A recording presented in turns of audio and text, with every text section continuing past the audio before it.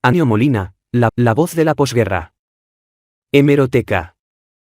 Su peculiar estilo, su voz cristalina y su inconfundible falsete, le convirtieron en el cantante más famoso de la década de los 50.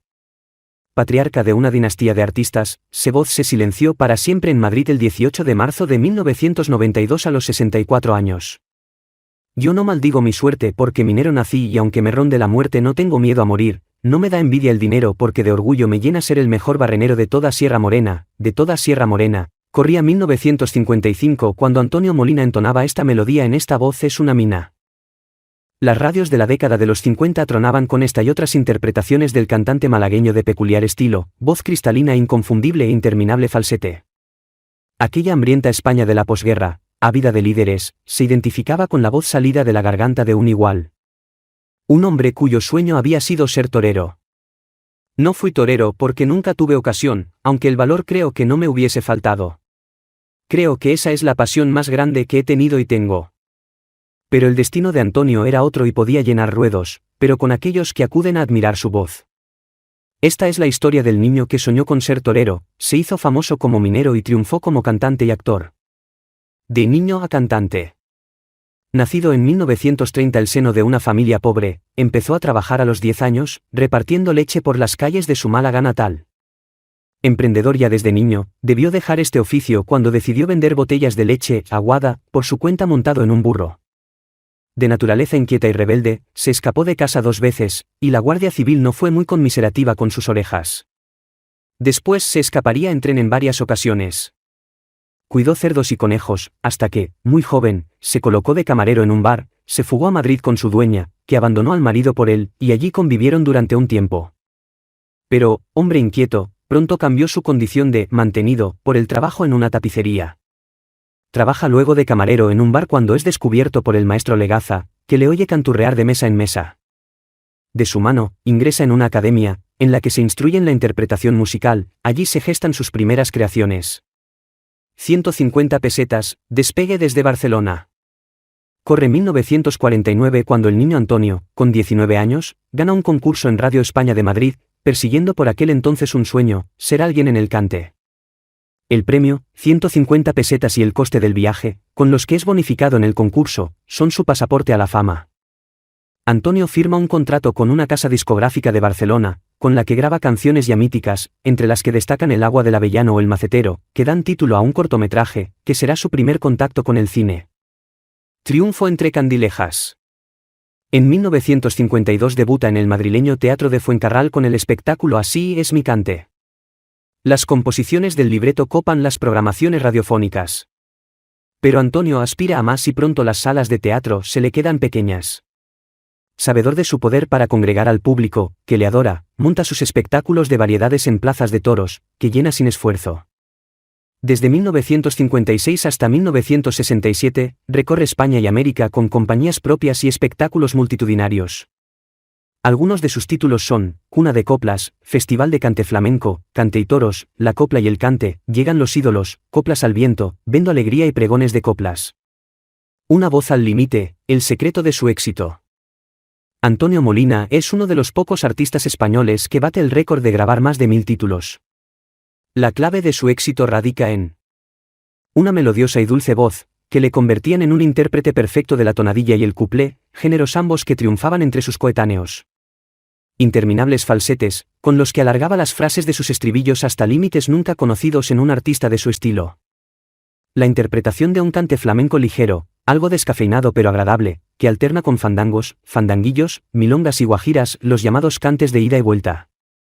Sea como fuere, su voz de ruiseñor le permite brillar con igual acierto en todos los géneros. Su verdadero secreto, su capacidad para comunicar con el público. Antonio Molina es uno de los pocos artistas españoles que bate el récord de grabar más de 1000 títulos. Carne de celuloide. Era Antonio Molina un hombre atractivo de cabello espeso negro y ensortijado de grandes ojos negros y carnosos labios y piel morena. El prototipo del galán español, en definitiva. Sumado eso a su portentosa voz y desenvoltura frente a las cámaras, le permitió protagonizar varias películas, algunas de enorme aceptación popular. Entre ellas destaca Esa voz es una mina, su gran éxito personal. pero la reposición regular de sus títulos en pantalla nos permiten recordar a uno y muchos otros de sus títulos: El pescador de coplas, La hija de Juan Simón, Café de chinitas, o Puentes de coplas. Ocaso y muerte de la voz de la posguerra. En 1967, joven aún, decide retirarse, para dedicarse a la vida familiar. En 1986 regresa a los escenarios. El título de su espectáculo es un premonitorio Adiós mi España. Su reaparición fugaz en Madrid pasa desapercibida, el tiempo de Antonio ya había pasado. El broche a su carrera lo pone en 1989, cuando definitivamente deja de actuar en galas. El año siguiente, recibe junto a sus compañeros, entre los que destaca el también célebre Juanito Valderrama, un preciado disco de platino como reconocimiento a su trayectoria artística. Una fibrosis pulmonar silencia su voz para siempre a los 64 años. Los excesos cometidos forzando la garganta para conseguir los falsetes que le han encumbrado le pasan factura. Un año antes se le había diagnosticado una fibrosis pulmonar, que se agravaría y silenciaría su voz para siempre el 18 de marzo de 1992. Contaba solo 64 años. Los excesos cometidos durante 40 años forzando la garganta para conseguir esos falsetes que le han encumbrado le pasan factura. Sujeto a una botella de oxígeno, de la que aspira mediante una sonda de plástico, en el crepúsculo de sus días confiesa a la prensa, no por culpa del alcohol o el tabaco, que yo si algo bebía era una copita antes de salir a cantar. Los excesos fueron con mi voz. El patriarca de los Molina descansa en paz en el cementerio de Fuencarral, barrio madrileño que le acogió durante sus últimos años de vida. 5 de sus 8 hijos, Ángela, Paula, Miguel, Mónica y Noel, también se dedican a la interpretación y la música. Olivia Molina, su nieta, también es actriz. De casta les viene a los Molina, sin duda. Antonio Molina. Málaga, 1928, Madrid, 1992, intérprete de canción española. De origen humilde, a los 14 años se trasladó a Madrid para probar fortuna. El éxito le llegó a principios de la década de los 50, con canciones como Soy minero, Caballito bandolero, La estudiantina, Adiós mi España y Yo quiero ser matador. También participó en varias películas: El pescador de coplas, Antonio del Amo, 1953, Esa voz es una mina, Luis Lucía, 1955, La hija de Juan Simón, Gonzalo del Gras, 1956, y Café de chinitas, Gonzalo del Gras, 1957, entre otras. Antonio Molina fue el menor de los 4 hermanos de una familia muy humilde. Desde los 10 años tuvo que trabajar en diversos oficios para contribuir a la maltrecha economía familiar. Deseando salir de ese ambiente de pobreza, se escapó de casa en más de una ocasión, hasta que viajó a Madrid en busca de fortuna. Ya en la capital, a la que había llegado ayudado por una mujer que le doblaba la edad y que se había encaprichado del chico, trabajó de tapicero y, más tarde, de camarero, hasta que decidió incorporarse voluntariamente al servicio militar cuando contaba 18 años. Ya por entonces destacaba la belleza de su voz entre los que lo conocían. Había recibido algunas clases de canto gracias a la generosidad del maestro Legaza, que confió en sus dotes y le enseñó sin cobrarle. Cuando terminó el servicio militar, animado por las alabanzas que recibía de la gente que le escuchaba, decidió presentarse a un concurso de Radio España, presentado por Ángel Soler, y resultó ganador. Ello le valió un contrato por 3 años con el sello La Voz de su Amo, con el que grabó su primer trabajo, un disco con 4 canciones, en 1949. Poco después se trasladó a Barcelona para trabajar en una sala de fiestas. Formaba pareja con una tal Flor Albaicín, pero la experiencia fue nefasta y regresó a Madrid al poco tiempo. En 1952, inesperadamente, recibió una oferta para rodar un cortometraje titulado El Macetero, inspirado en una canción del maestro Legaza. Por este trabajo cobró 25.000 pesetas. Luego fue contratado por un empresario de variedades para emprender una gira por Andalucía.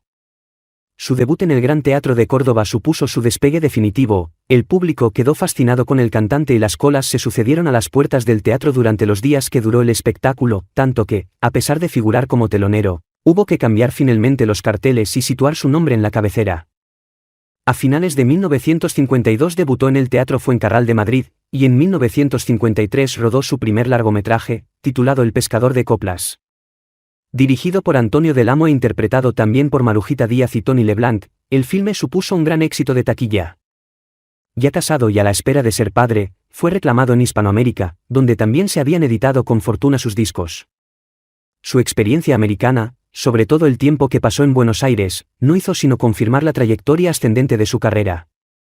Allí coincidió con la bailaora Carmen Amaya y el guitarrista Niño Ricardo, llegó a actuar para el presidente Juan Domingo Perón, y volvió a España como un triunfador, cargado de regalos y de proyectos. De nuevo en España, estrenó en abril de 1954 su propio espectáculo, Hechizo, con el que realizó una gira por provincias que le mantuvo ocupado hasta el año siguiente. En 1955 rodó una nueva película, Esa voz es una mina, de Luis Lucía, y en octubre, presentó un nuevo espectáculo en el Teatro Calderón de Madrid, titulado Garbo. Rodó otras dos películas, Malagueña y El Pillallo, hasta protagonizar en 1956, en compañía de María Cuadra, la que supuso su consagración definitiva, La hija de Juan Simón, basada en un anterior éxito cinematográfico de Angelillo. Ya consagrado como un ídolo en España y como el más taquillero de los cancioneros, los espectáculos y el rodaje de películas para el cine se sucedieron año tras año con la aclamación de un público entregado a su arte. A pesar de conocer la mayoría de los estilos flamencos, no puede decirse que fuera un cantaor, pero tampoco era un cantante fácil de coplas. Su arte era una mezcla de cante y canción andaluza, interpretado con una voz de cualidades excepcionales y, aunque no puede decirse que fuera un buen actor, su fotogenia ante las cámaras y sus canciones encandilaban al público en cada una de sus películas. El mismo dictador, Francisco Franco, que todos los 18 de julio le invitaba a cantar en el Palacio de San Ildefonso, en La Granja, le regaló un coche de importación con el que Antonio Molina se desplazaba en sus giras, convertido en la viva imagen del triunfador. Después de La hija de Juan Simón, Molina rodó El Cristo de los Faroles, junto a María de los Ángeles Hortelano, Un hombre en la red, coproducción hispano-italiana, Café de Chinitas, junto a Rafael Farina y Puente de Coplas, también con Farina. Intervino además en la película Canciones de nuestra vida, una especie de colección de actuaciones de distintos artistas rodada por Eduardo Manzanos en 1975. En la creación de espectáculos, Antonio Molina fue mucho más prolífico, pues estrenó una media de casi uno por año hasta 1986.